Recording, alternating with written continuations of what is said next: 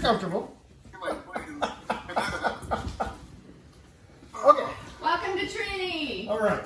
So, can you still see me? Oh, you can see me all the way on there. Crap. Cool. All right. So why are we doing this? The reason we're putting this together, because number one, God has asked me to do this for, what is it, 19 when I started this crap? You know? 20 years. 20 years. 20 years I've been asked to teach people what God actually wants people to hear is. And the only thing that God wants people to hear is that you are loved no matter what you do, no matter who you are, no matter what you do, no matter what anybody else has ever told you, no matter what's ever happened to you. God loves you as you are, just exactly as you are. So, there's only one commandment Jesus ever really says in the Bible. And he says specifically, I got to pull it up because I have it right here. Of course, you have the 10 commandments from Moses and everything else like that. And Jesus had one commandment. He said, "This is my commandment, that you love one another just as I have loved you." That's John 15:12. So, that's it. That's the only commandment Jesus ever said. Number one.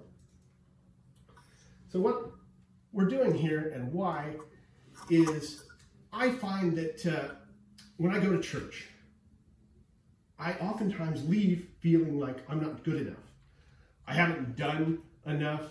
I don't feel accepted for who I am. I feel like I go to church and everybody talks about sin the entire time. They talk about how you're a bad person, you've got to work harder. You got to be more like Jesus. Jesus was this perfect guy, had no sin. And that just kind of makes me leave church not feeling like I'm a really good person. I don't feel accepted. I don't feel loved. I don't feel God's message so much. Now, other people might feel very accepted and loved and stuff, but I've noticed that most people don't. They feel like they are lacking in something. And that lack is what separates you from God and separates you from feeling what God would like you to feel, which is loved and accepted and like you're the beautiful being that you are, exactly as you are. And so that's why I wanted to set this up, was to do something where we could just have a place without any judgment. No matter what you say, nobody judges you. Also, number 2 rule, no advice here. You don't give anybody else any advice, because advice can be judgment, because that's coming from your perspective, and you don't know what that person's going through. You don't know what anybody's going through. You know what you're going through sometimes. Sometimes people don't even know what they're going through, quite frankly. And so if you try to give advice to somebody else, it's going to come across as judgment, and it's not going to help at all. So that's kind of like the rules. I mean, we don't have a lot of real anything else except maybe whatever is said here stays here. So anything that you bring up in our discussions, not going anywhere else. We'll edit out anything personal out of the video recordings. So don't want to have a whole bunch of personal stuff out there. Do the teachings and all that type of stuff. So where are we going with this? Okay, so now we're going to go to the what. All right. So the first thing I want to do, because I want to follow the commandment that Jesus gave us directly from God. I want everybody to feel loved. And so if I can get Leslie to come back. Yes. I wanted to make sure it was actually filming. Okay, we can get it started. Okay. You and Anthony can come up here. Would you like a chip? No, I want you and Anthony to come up here. All right. I want you to put your hands on Anthony's shoulders, facing. I want you to look directly in his eyes. And I want you to tell him you are loved. You are loved. Oh, thank you. Very good. I want you to put your hands on her shoulder. Look her in the eyes. You are loved. Thank you. Now we all aim at Adam here. Yes. Adam! You are loved. You are loved. You are loved, all of y'all. Thank you. What state was he from right now again? Texas. Texas, okay. Texas. What city? Dallas? No, San Antonio. San Antonio, okay, that's right. Yeah. So that's how I wanted to start it. So we all understand that everybody here loves each other, the eternal parts of each other. You can have a seat. Okay. We're known. That's how I want to start. Basically, what I want to teach, I'm going to go through a little bit of a spiritual message first. Then I'm going to teach a little bit about human needs, human psychological needs, because I just don't believe people are taught how to be happy. And I think that's super important. And so I want to teach people how to actually be happy in today's world, where we're kind of surrounded by distractions, surrounded by temptations of things that tell us they're going to make us happy, but they don't. You know, achievements, money, drugs, sex, all that type of stuff doesn't make you happy. I want to tell you what does make you happy, because I think that's what God has asked me to do. After that, we're going to do a little exercise. Everybody's going to have a chance to talk for about 5 minutes and let off some steam about the week that they just had, because we all had a hell of a week. You know? So then we're going to do a little guided meditation. I'm going to take you up, and I'm going to take you to a plane you probably haven't been to before. And I'm going to allow you to connect with how I feel talking to God. And hopefully I can get you all the way up there. And hopefully I can have you connected with it, at least a little piece of it, so you can carry that out in the rest of the world, and you can spread that to other people.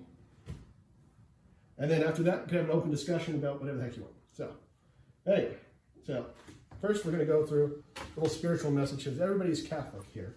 Makes it super easy. I am going all of are Catholic. Exactly. Yeah. I'm going to go against what the Catholic Church says. Catholic Church says we're all sinners and. That's why we're all here. We've been traumatized by the priest. Exactly. You know, I mean, that's what I was still listening. Everybody's been like, Dude, Weren't you raised Protestant? I was raised Protestant, yeah. Yeah. But everybody else is Catholic, so you guys got it bad. You know? I mean, it's just all guilt. You know, so I guess you guys, even as Protestant, I saw a lot of guilt. That's striving for perfection. Striving for, okay. First paragraph of the Old Testament, right? Okay, we're going to go with the first thing in the Old Testament. As I told Adam, I'm going to go straight from the beginning of the freaking Bible, just to show you that what everybody says is they're full of shit, quite frankly. But in the beginning, God created the heavens and earth. Everybody heard this shit before. The earth was formless and void, and darkness was over the surface of the deep, and the Spirit of God was moving over the surface of the waters. Then God said, "Let there be light," and there was light. God saw that the light was good, and God separated the light from the darkness. God called the light day, and the darkness he called night. And there was evening, and there was morning in one day. Then God said, "Let there be an expanse in the midst of the water, and let it separate from the waters." And God made the expanse and separated the waters which were below the expanse, and were above the expanse. It was so. And God called the expanse heaven, which is anything above earth is heaven. Anything below is earth. And there was evening and morning the second day, and God thought it was good. And let me change this back to the. There we go. And God called the firmament heaven, and the evening and the morning were the second day. And God said, "Let the waters under the heaven be gathered unto the one place, and let the dry land appear." It was so. And God called the dry land earth, and the gathering together of the waters called the seas. And God saw again that it was good. Over and over again, God looks at everything he's created and said, that's pretty damn good. I like it. You know? And the earth brought forth grass and herb yielding seed of his kind, and the tree yielding fruit, and whose seed was in itself, and after his kind. And God saw, again, it was good. That's what it says in the first paragraph. It was good. God's judgment. It was good. And let them be for the lights in the firmament of the heavens to give light upon the earth. And it was so. And God made two great lights, the greater light to rule the day, and the lesser light to rule the night. He made the stars also. And God set them in the firmament of the heaven to give light upon the earth, and to rule over the day and night, and to divide the light from darkness. And God saw that it was good. Over and over again, God for 7 days creates stuff when there was nothing before except God. So what was everything created from? God. Pretty obvious right from that. Mm-hmm. That's basically how it all starts. And everything he created, he thought was good. Is that the message you've gotten from church? No. I mean, that's not the message I ever got from church. But that's the book that they say is the truth, that they're using for the truth, says every damn thing he created, every animal, every plant, every homosexual animal, every murdering animal, every pedophilic animal, everything that God created, said, yeah, that's pretty damn good. I love it. I'm happy. Can I add something? Are we allowed to? Yeah, sure. Yeah. So the church doctrine actually says we're a child of Satan, and the baptism in the Catholic Church is what adopts you. So basically, he says, call it the Catholic Church doctrine says, yeah, you're evil until you get baptized. Yeah. And unless you're baptized, you don't go to heaven. Exactly. And where does it say that in the first in the book that they claim that they're following? It doesn't. It's amazing, right? Yeah. And I just wanted to say, I know you're in a sermon, but I actually prayed for this. Really? I prayed to God. I'm like, give me a release from this guilt. Yes. So it's like, this is the answer to my prayers. Yes. And then that's why I've been going to different churches. I'm like, why do I feel guilty? Because I have, like, for me, I'm bounded. I go to confession maybe once a month at least every 2 weeks. Because if I don't, I feel like crap. So I feel like I have to go to confession. Because it like builds up in you? Like, yeah, like you've done something wrong, right? The burden of sin, yeah. And then, the burden of sin, which, where? right. It doesn't exist. That was the reason why I quit going to church, because of the guilt that they bestow upon you. As if just simply breathe. I tried quitting for 2 years, but I'm like, one day I'm like, oh, I can't. I gotta go back to confession. There's a spiritual binding that the church does. Yes. You always go back. You've got to go back because they told you if you don't, you're going to hell. I mean, that's a pretty scary thing. Yeah. But, okay, in this first 7 days, does God create hell? No. No? No. No. No, it's in the first chapter. He created everything in 7 days. 6 days, and he took the seventh day off. He never created hell. Who created hell? Adam.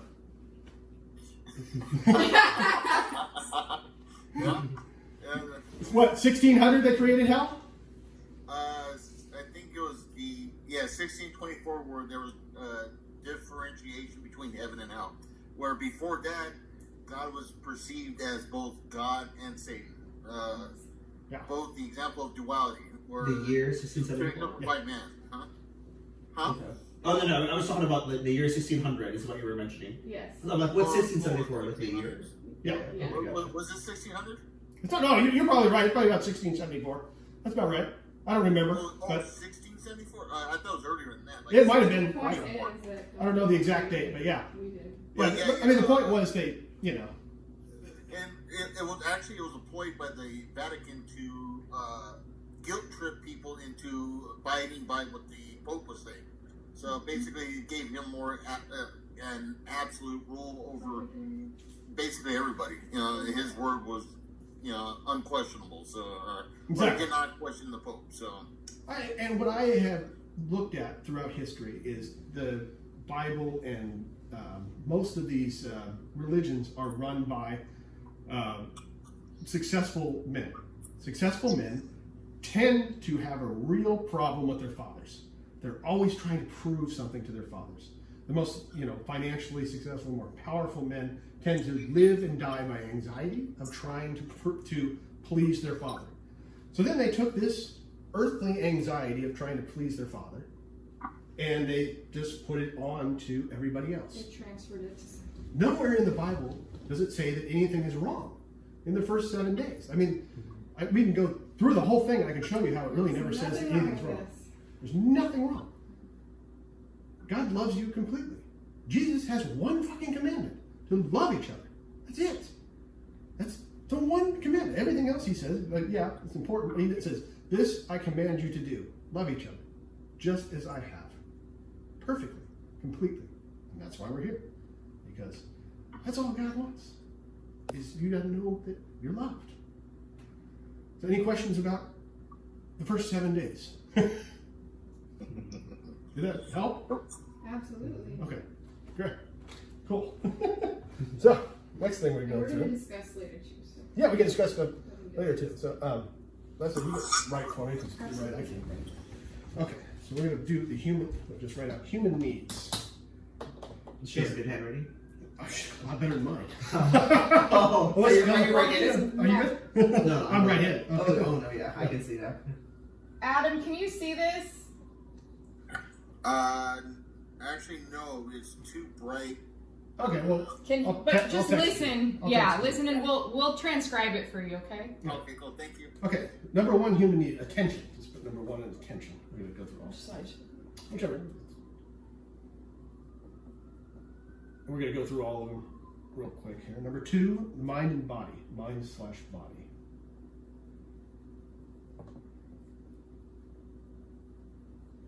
Number three is purpose and meaning.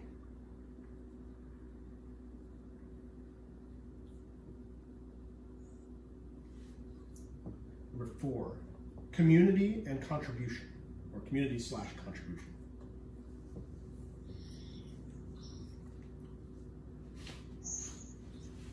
Number five, creativity and challenge.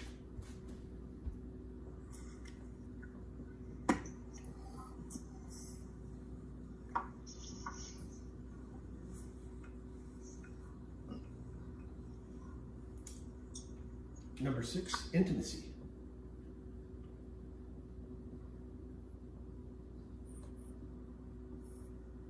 Number seven, control.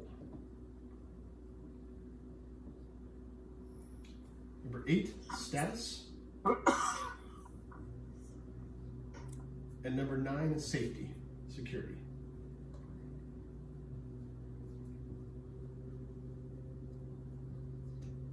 All right. Cool. So when we were all kids, we were taught that a human being needs shelter, water, warmth. But we weren't taught what human beings need emotionally as well. Right. You know, if you just have those things, you don't live very long, because human beings are social creatures. We need a lot more than that to thrive. In fact, we need to thrive, we need all nine of these things. Number one, we need attention. We need to be able to give attention to other people and also receive attention, where we have someone who is paying attention to us, that we're giving them attention. Very simple need to meet. However, in today's world, most people, you try to talk to them and they just want to give you advice, which is not giving attention. That's, you know, trying to have status over another person. And because that's another need over here. But if people don't feel, I mean, there's a big problem with that. People don't feel they have status, so they want to, you know, tell you what to do, because they're like, oh, I can fix this guy's problem, and if I fix this guy's problem, then I'm better than him. So I'm sure I've done this before. Most people have done it by accident, like just jump into giving advice, and that is you're just trying to meet a need for status. Now, if you do not meet your need for attention, typically what you will do is go set yourself on fire, have some histrionic, you know, blowout, get in verbal fights with people, and that type of thing. Because you're going to get attention, whether you like it or not. I mean, that's why you see kids acting out. It's because they need attention really badly. If you don't meet it, that's what's going to happen. You're going to argue with people all the time, fight, have drama. You know, Adam's boss is a perfect example. Yes. That woman needs attention. Terrible. That's a good connection. You know. Number two, the mind and body, just real quickly, that's exercise. Eating right. Sleeping right. Sleeping right is the most important of those. And we, in a modern society, do not value sleep. And sleep is incredibly important. For your long-term health, sleep is actually more important than diet or exercise. A lot of people think it's the other way around. It's not. Sleep is the most important thing. It's what you need to do 6 to 8 hours a night. You know, some people, if you have the genetics, you can sleep 4 hours a night. I don't have that. I have to sleep like 6. So I think Adam's like 6. I think Leslie's like 9. I'm 8. No. Yeah, so everybody has a different genetic need for sleep. But if you don't get sleep, you die. You'll die faster from lack of sleep than you'll die from lack of food. Much faster. If you don't sleep for a week, you're dead. Really, literally. If you don't eat for a week, no big deal. You go for a month. If you're like me, you probably go for 3-4 months, you know? You know? Oh, no. But sleep is the most important one. Number 3 is purpose and meaning. Purpose meaning that you have goals, that you're striving for something. Anthony, we had that discussion where you felt lost and then you found bodybuilding and you had a goal. It met that need and that made you feel more alive, right? Yeah, and even to add on to that, one of my friends, she got a divorce. Oh, yeah. She got into bikini, and she's also a champion. Uh-huh. And I just connected the dots, and the body releases endorphins, Uh-huh. so it actually numbs the pain. So it's like I'm so broken that I have so much pain Yes. that the reason I'm gravitated to working out like 7 days a week is because I need that endorphin. It's like a drug. Yeah. And I'm like, oh wow, you're right. So I'm so broken and I'm so painful that working out- broken, let me just tell you, Yeah. broken means that you're just not meeting all of these. Right. So there's a way to fix it, Totally. right? Exactly. Okay. Yeah. I just want you to know that because I felt broken too. And I was like, I don't know how to fix it. And then I discovered that, that's how you fix it. Not that difficult. Yeah. And we're going to go over how to fix it. We're going to work each week on one of these things and we'll fix it. Let's do it. Let's You do know? it. And then you're not going to be broken anymore. Then you can help heal other people. Exactly. That's my goal for you. And my purpose, my meaning is to bring this to people so it can be spread. Because it's what God's asked me to do. And it's tough, but hey, I got to do it. So the 4th one is community and contribution. That means that you're part of something bigger. Part of a church. You're doing charity. You're helping people. Adam, his entire livelihood is helping people. He's a nurse. So he takes care of people 24 hours a day. They live in the house with him. So Adam's got that contribution down. He lives that one. He lives in his community and he contributes to the community. He is the community.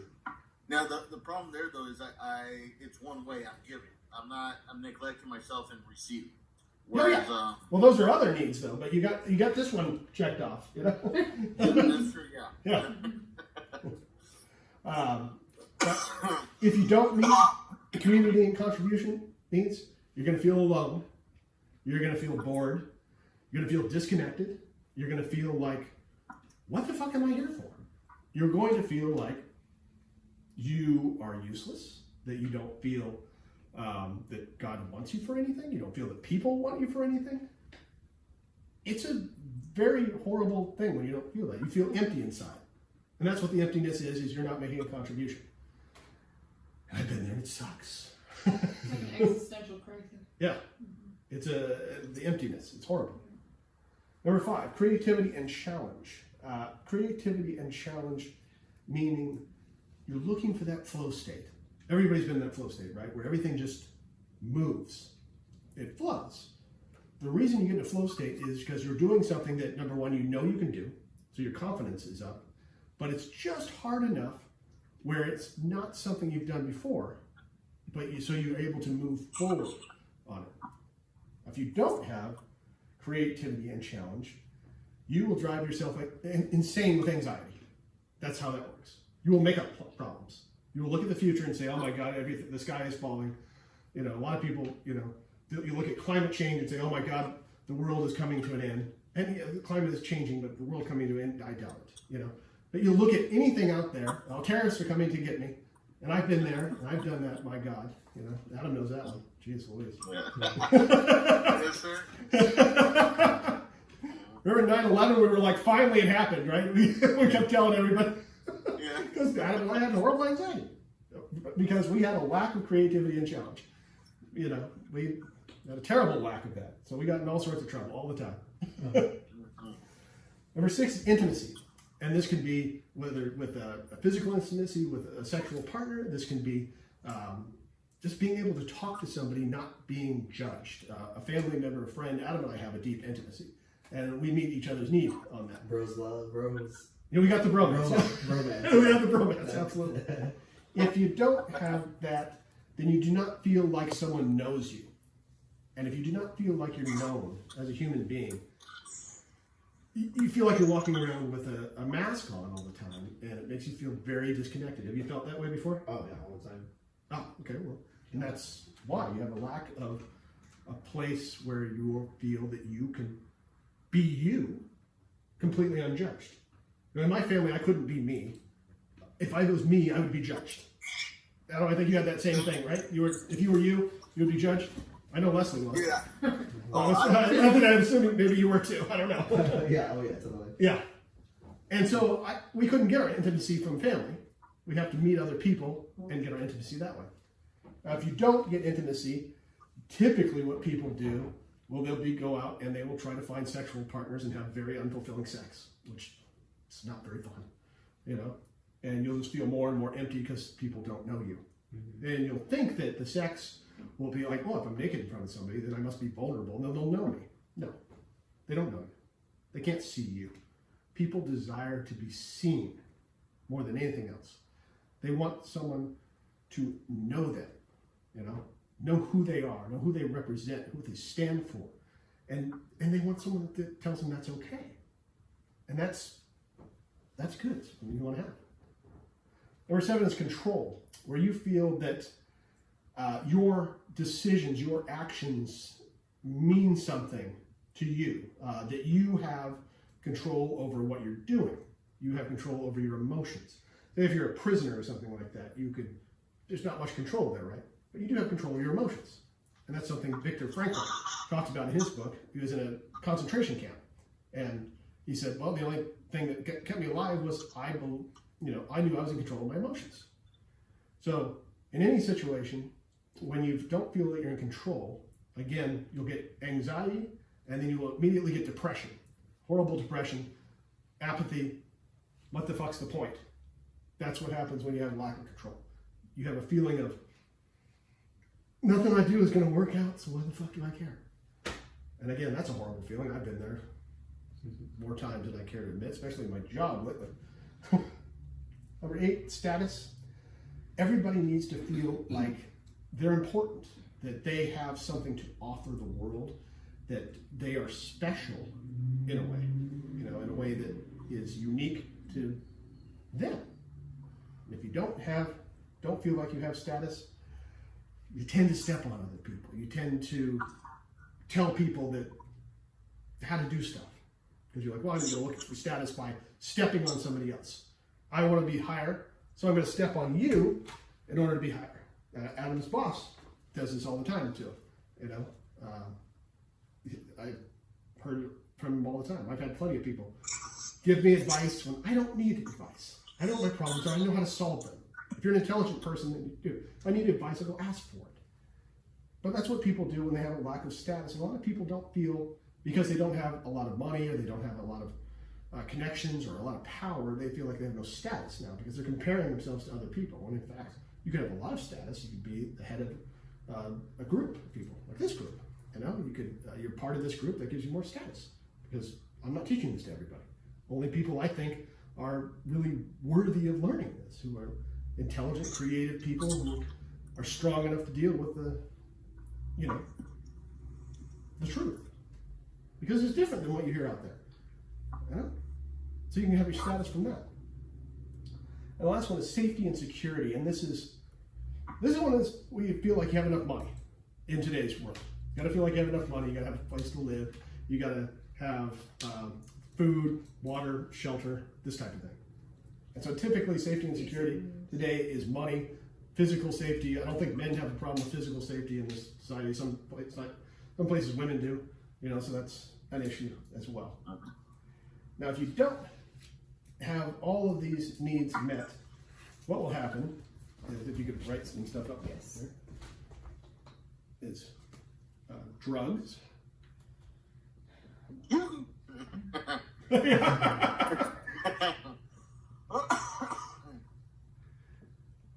Overeating, overworking. Hey, right off the bat, I got the first 2 checks. Yeah, check. Yeah, you're 3 checks now. Overworking. Live at work. Right? Unfulfilling sex. Hey, there we go. Yeah. That happens to me too. And generally any self-destructive behavior, over-exercising. I'm sure you've seen some people do that. Trying to get that endorphin rush, trying to block out the pain of not having these things done. Self-sabotage. All of these, self-sabotage, because self-sabotage makes you feel something, and when you are in so much pain, you're numb because you can't meet these things, this is what happens. So the whole point of meeting your needs is to avoid all these things. If you're meeting all your needs, you don't have these things. There's been studies shown if you take a rat and you put it in a cage and you give it access to cocaine, it drinks the cocaine, pretty much all day long. You take that same rat, give it access to cocaine, but put it in with a whole crap load of other rats and have a whole bunch of playthings and a bunch of room to run around and other rats to socialize with, have sex with, do everything. The rats don't give a crap about the cocaine anymore. So cocaine itself is not addictive. Everybody wants to tell you, oh, it's super addictive. No. What is super addictive is meeting your needs. You're going to meet your needs somehow. And if cocaine makes you feel like you're loved and you have status because, oh, I'm on top of the world, I'm on cocaine, that's where you're going to get it. It's not the drug that's addictive. It is the need that is addictive. Exactly. And that's what people don't tell you also, which drives me insane. Like, why do people... If you don't meet it in a healthy way, you're going to meet it in an unhealthy. You're going to meet it in an unhealthy way. Yeah, there's a good example in Sweden. They legalized heroin in around 2000, 2001. I didn't know that. And they started giving therapy, jobs, places to live, and crime went down 75%. Prostitution was non-existent, and after 10 years, less than 3% of the people that were addicted to heroin were no more. It was like less than 3% of the same people that started in 2000 was left. Basically, if you give people attention and stuff and meet their needs, they don't seek out the addictive habits. They will try to numb themselves out. Oh God! And then they voted on it like a couple years ago, and Sweden's a conservative state, and they're like, hell, crime went down. We want to keep this free heroin. And if it keeps them off the streets and not commit crime. And same in Portugal. Crime after the first year legalization of drugs, crime went down 50%. So if you treat it as a mental health problem, not a drug addiction, it's not a physical problem. It is a mental problem. Yes. It is because it's an emotional need. It's something that's not being met that every human needs. Every human needs it. Yeah. Absolutely. They did the same thing in the Netherlands, Adam. Oh, and was it the Netherlands? Yeah, they did it there too. Yeah, they did something similar because my aunt just moved there. Yeah. Oh, so okay. It's going around. It's a good thing. Right. Give me your phone so we can set a timer. Absolutely. Okay. I could yell at Alexa.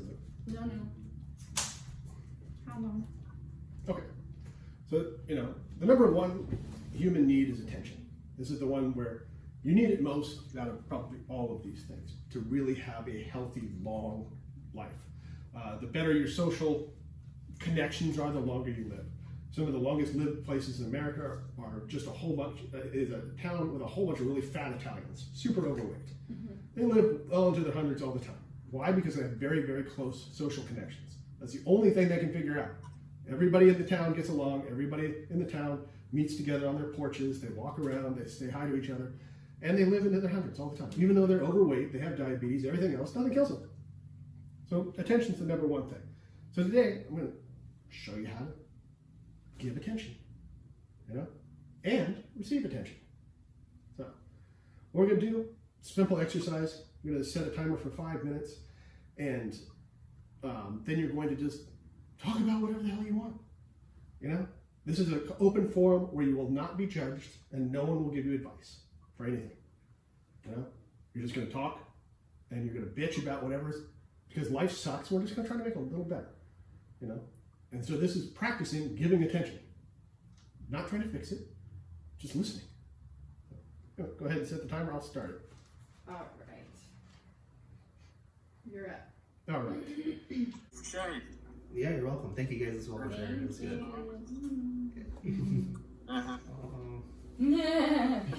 So that was giving and receiving attention. Here. Yeah. I will get back up here and get back on my soapbox here.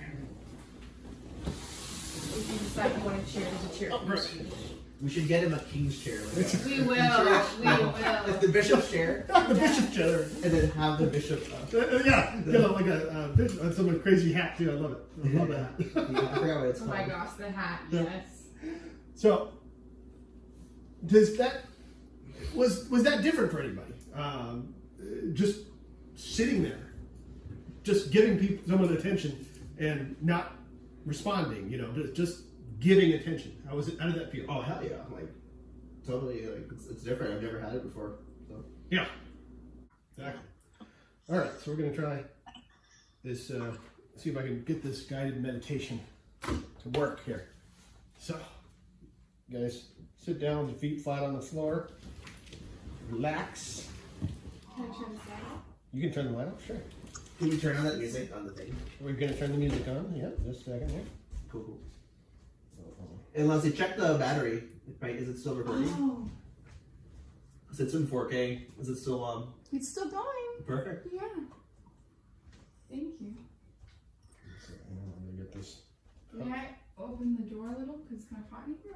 Or do we need it quiet? No. Need it quiet, but I'm just gonna check the sweater. Star Trek Picard. Is that a new movie? I don't know if you'll be able to hear the music there, Adam, but get a little relaxation music going here. Can you hear me? Yeah. Okay, cool. Yeah. Actually, I can hear it just fine. You can, okay, good. Okay. So I want everybody to feet flat on the floor, close your eyes, relax. And now I just want you to imagine there's a giant golden sun right above your mind.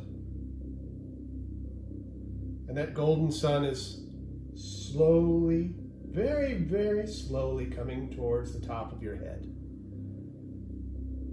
And as it's dropping towards the top of your head,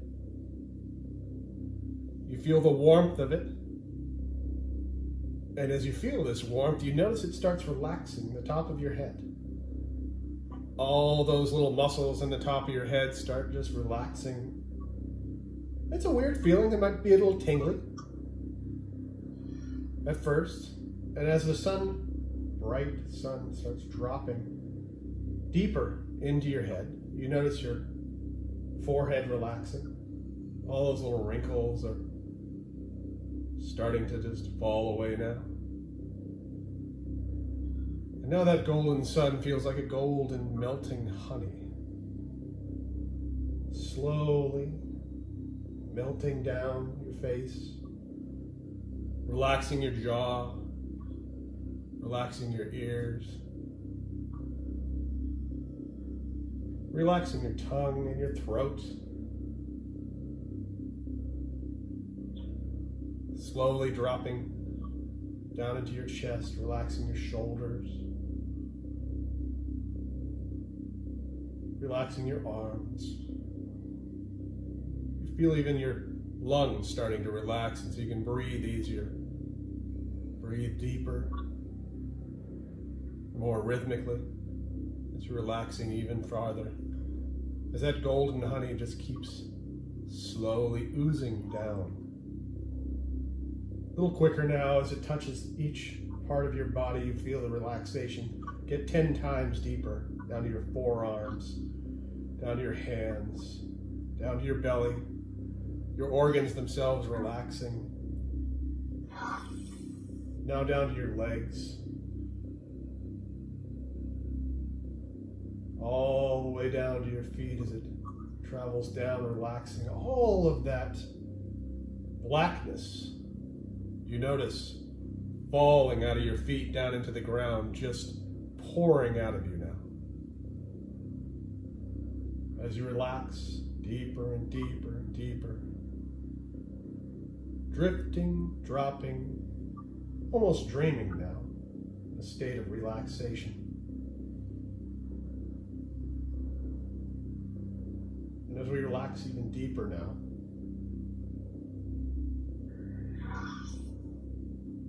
that honey still draining through you.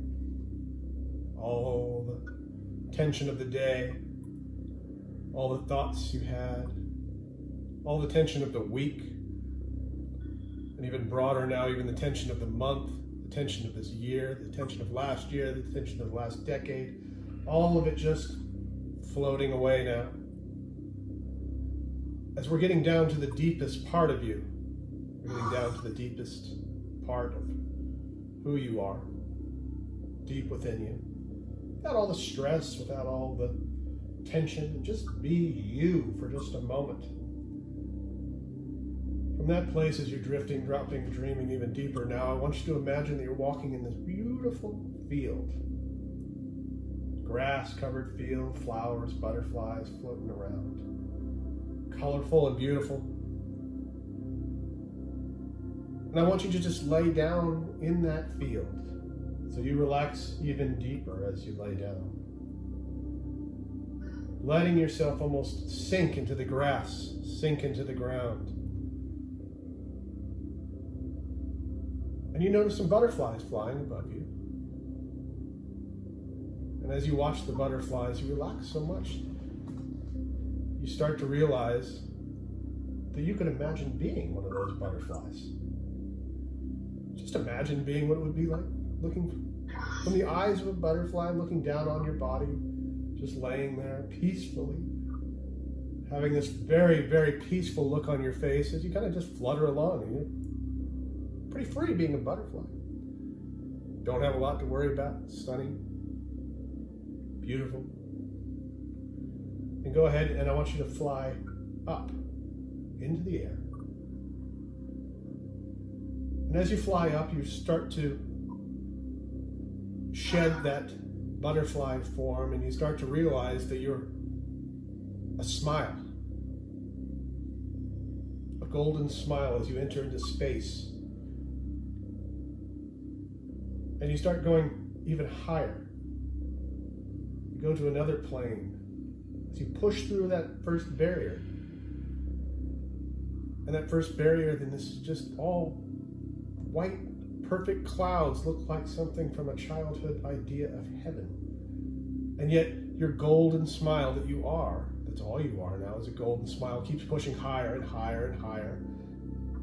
And as you go, you push through this kind of a gummy, like bubble gum, layer. A little bit of resistance, but you keep flying higher, higher and higher. That golden smile allowing you to just push through that kind of stuff. And now you've come to a place that is dark, but safe. It's a bizarre feeling. It's dark, but it's safe. It's almost like being a child again, in your room, being in a safe place. And you just keep pushing higher, even though the darkness makes you feel like you just want to sleep. And as you push higher, even still, you hit another realm where suddenly there is more light than you've ever seen before. And this light is so incredibly intense that you've never experienced something like that. You don't even know how to feel that light, and that light permeates everything. And you become that light, and as you go higher and higher and higher, the light turns into something that you've never imagined. A quiet.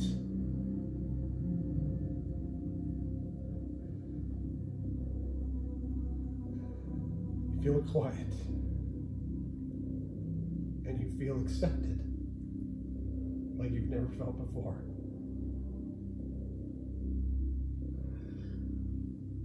You feel nothing and everything all at once. You feel the most intense love that you can imagine. And you realize now why you had to leave your body to get to this level, because the love you feel, the pure quiet, the pure acceptance, the pure joy that you are here is beyond what your body could handle. It's beyond what your mind could handle.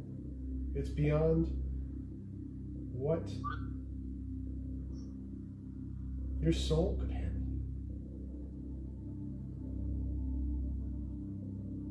But you're here. You're in it. And now from that point, way up there, feeling that quiet, peaceful stillness, I want you to look down, all the way down to your body, just peacefully lying in the grass. From that point, and see how tiny and minuscule you are, and feel how incredibly expansive you are in that space you're in. And notice the difference. As you're looking down on your body. And from that point, I want you to just take a tiny, tiny little piece of that. Peace, that love, that acceptance, that pure joy. It's like a little ruby of it. Compress it down. And I want you to come all the way back down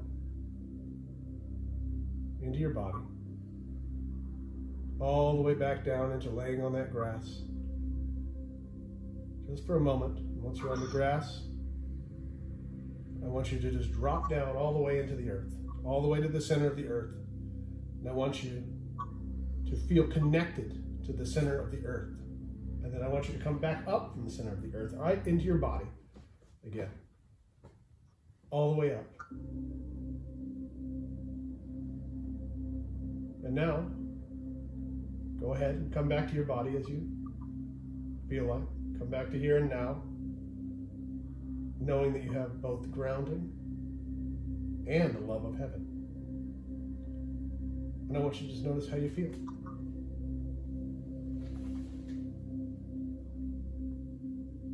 And go ahead and come back to reality however you like.